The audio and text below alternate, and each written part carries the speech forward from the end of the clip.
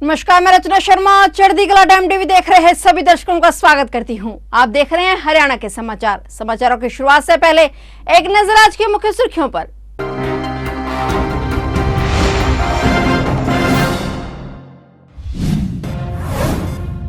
हरियाणा एकमात्र प्रदेश जो सभी फसलों को खरीद रहा है एमएसपी पर। बीजेपी प्रदेश अध्यक्ष ने प्रधानमंत्री नरेंद्र मोदी का किया धन्यवाद। विधायक रामकरण काला ने हरियाणा शुगरफेड से चेयरमैन पद से दिया इस्तीफा। बोले, किसानों के सिर पर चलने वाली लाठियां मेरे सिर पर चली। अब 15 जून तक गिरफ्तारी की राह देखेंगे पहलवान। सरकार ने आंदोलनकारी पहलवानों को 15 जून तक का दिया समय।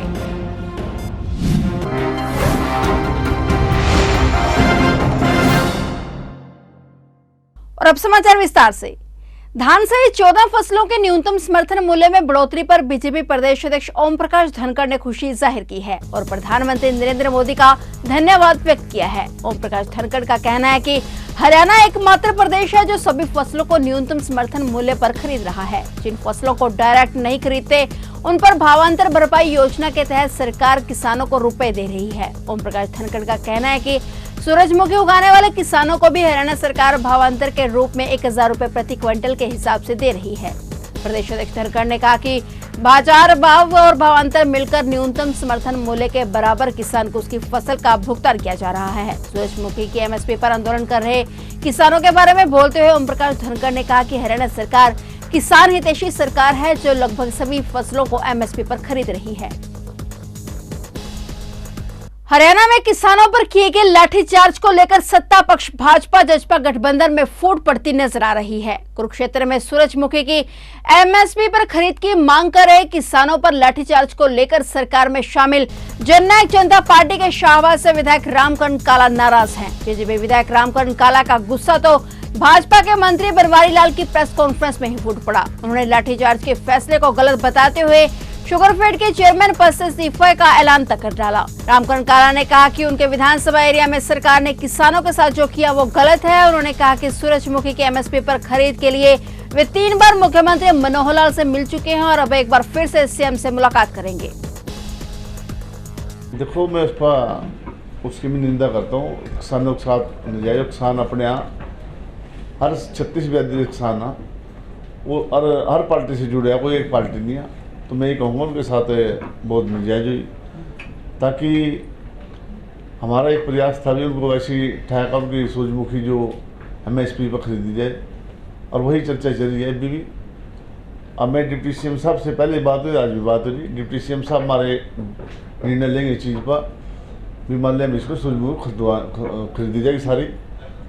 और जो हमारे किसान जो अंदर हैं उनको मैं छिटवाने का प्रयास कर रहे आप कराने छिटवाऊँगे। जो चिड़ुनिया केस में कोई भी है हम लोग छिटवाएंगे, ताकि आगा हमारा जो कल वाला टाइम है वो आगा ख़राब ना रहे। आगा फिर कोई ऐसा किसान गलत कदम उठाए और सरकार गलत कदम उठाए, किसान फिर उससे ना जो पीछा जो कल होया वो बड़ा गलत होया, नजायज़ है। वो लाठी किसान के सिर पर ना, लाठी मेरे सिर पर लगी है, ताकि हमारे जो हल्के में पूरा आज तक इतने आंदोलन हुए, ये तो लाठीचार्ज पहले कर देंगे मानने भी वाले।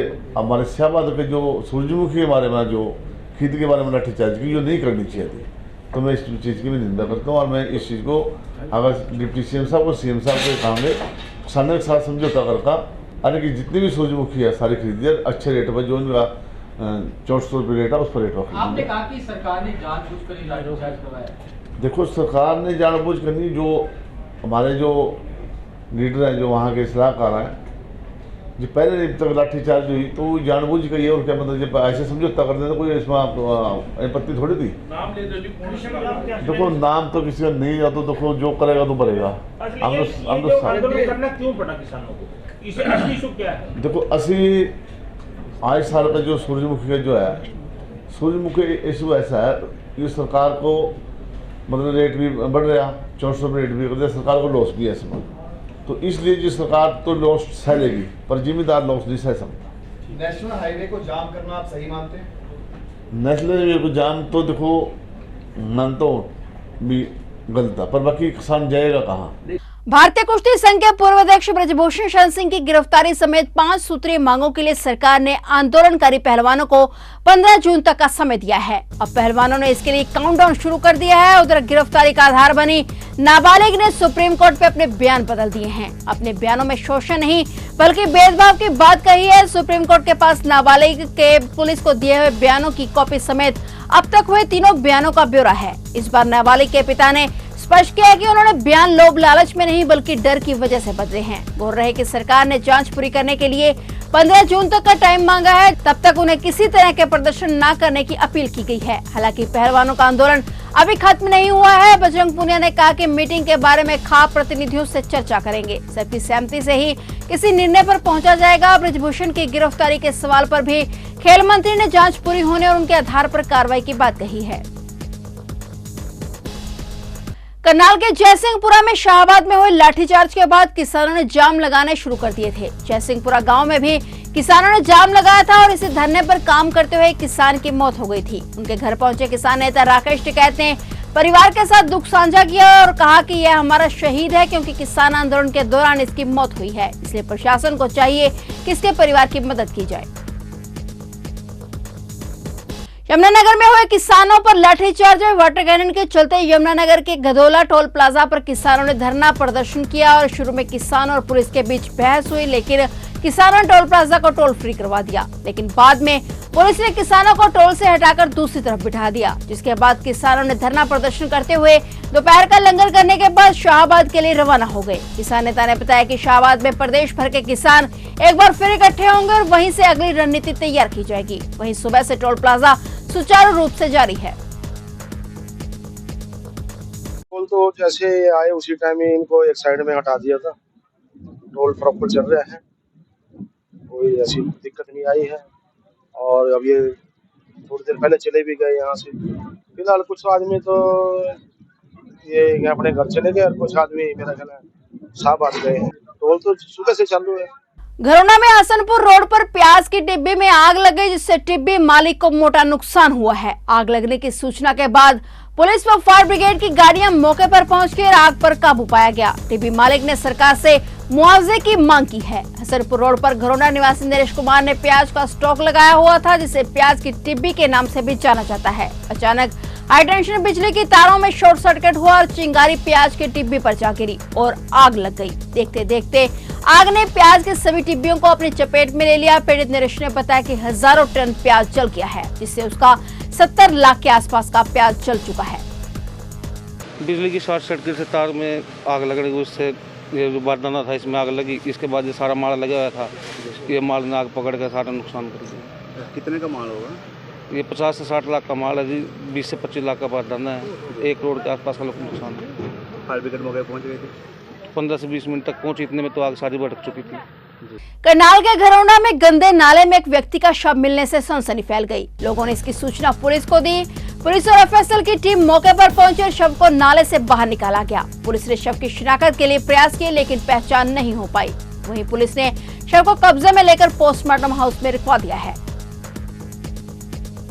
करीब इतला मिली हुई एक डेड बॉडी यहाँ गंदे नाले के पास है। यहाँ का देखा तो ये गली सड़ी हुई है, अभी आइडेंटिफाई हो ही नहीं है जी। इसका पोस्टमार्टम कराएंगे, एफएसएल टीम आने लगी। तो कितने दिन पुराना शव हो सकता है जी, जिस तरह से गली सड़ी अवस्था में है? 8-10 दिन लग रहा है कि गली सड़ी है, कंगाली है, मतलब कोई है नहीं रहा।